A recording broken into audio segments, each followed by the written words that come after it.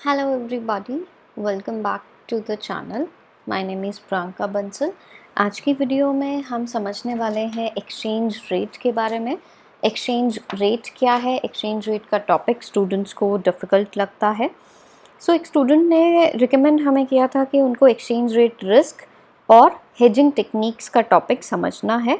So simply अगर हम समझें तो एक्सचेंज रेट रिस्क और हेजिंग टेक्निक्स को समझने से पहले हमारे कुछ बेसिक कॉन्सेप्ट क्लियर होने चाहिए एक्सचेंज रेट के बारे में.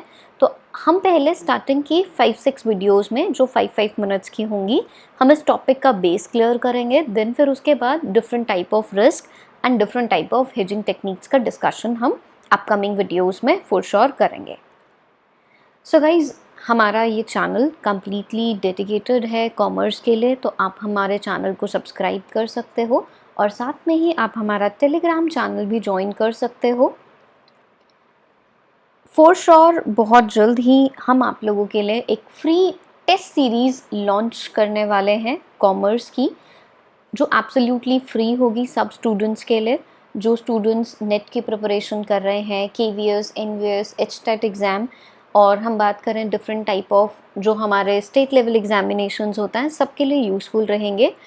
उन सब क्वेश्चंस के डाउट्स प्रॉपरली आपके लिए जाएंगे, प्रॉपरली आपको वीडियो कोर्स उनका मिलेगा.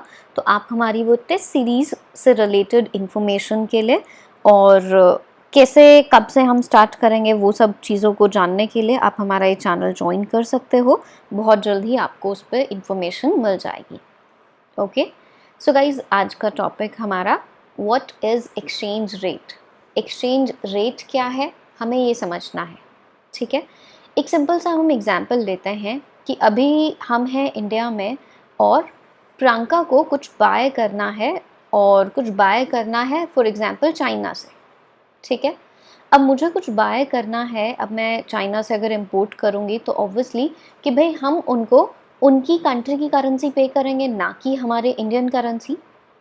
जब भी हम किसी दूसरी कंट्री से कुछ बाय करते हैं बेसिकली, तो हमें उस कंट्री की करेंसी में ही उनको पेमेंट करना होता है, राइट. चाइना की करेंसी जो भी है रेनमिनबी और लाइक उनमें हमें पेमेंट करना होगा, तो अभी मुझे अपना इंडियन रुपी कन्वर्ट करवाना पड़ेगा, राइट. तो नॉर्मली एक्सचेंज रेट हमारी क्या होती है? एक्सचेंज रेट हमारी होती है the price of one currency in terms of the another currency. One currency means जैसे अब हमारे लिए हमारी डोमेस्टिक करेंसी क्या है? हमारे लिए हमारी डोमेस्टिक करेंसी हमारी है इंडियन रुपी, राइट. अब the price of one currency, right. अब हम बात करें लाइक अब हमें चाइना को पेमेंट करना है, तो उनकी करेंसी में अगर हमें पेमेंट करना है तो चाइना की करेंसी जो हमारी रेनमिनबी, अब ये हमारे लिए फॉरेन करेंसी है और इंडियन रुपी हमारे लिए डोमेस्टिक करेंसी है. तो हम किस रेट पर एक्सचेंज करेंगे, ये हमारी एक्सचेंज रेट होती है. जैसे हम कहें फॉर एग्जांपल कि भाई एक चाइनीज़ रेनमिनबी में एक चाइनीज़ रेनमिनबी बाय करने के लिए अगर हमें 20 रुपीज़ देने पड़ते हैं, जस्ट लाइक हाइपोथेटिकल हम रैंडमली एग्जांपल ले रहे हैं. इसी में ही अगर हम डॉलर का एग्जांपल लें, जैसे कि आपको $1 खरीदने के लिए हम करंट रेट की बात करें तो 73.94 रुपीज़ पे करने होंगे, तब आप $1 खरीद पाओगे. तो ये क्या है? ये हमारी एक्सचेंज रेट है कि हम एक करेंसी का प्राइस दूसरी करेंसी के प्राइस से हम चेक करते हैं कि भाई वो करेंसी खरीदने के लिए आपको कितना पे करना है. सो एक्सचेंज रेट, जैसे कि अभी हमने जो एग्जांपल लिया कि $1 में 73.94 रुपीज़ आपको पे करने होंगे, तब आपको $1 मिलेगा, राइट. एक्सचेंज रेट जो हमारी डिसाइड होती है कि अब ये डिसाइड कैसे हुआ, कि दो तरीके हैं. First is fix, second is flexible.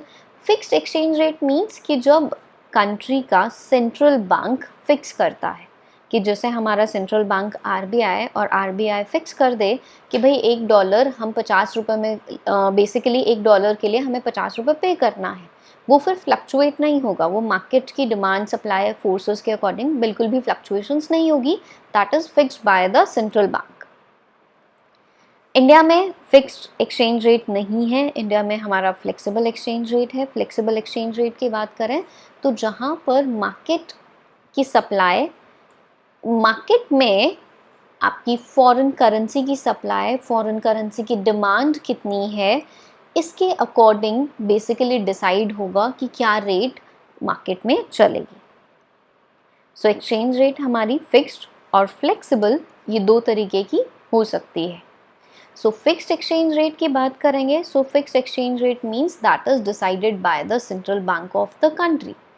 Floating means that keeps on changing, कि हम कहें कि भाई आज कुछ और प्राइस है, कल कुछ और प्राइस होगा, वो मार्केट सप्लाई और डिमांड फोर्सेस के अकॉर्डिंग चेंज होगा। और हम ये कहें कि भाई वो मैकेनिज्म जिसमें मार्केट डिमांड और सप्लाई के अकॉर्डिंग डिसाइड होती है हमारी एक्सचेंज रेट, उसको हम फ्लोटिंग एक्सचेंज रेट कंसीडर करते हैं, राइट।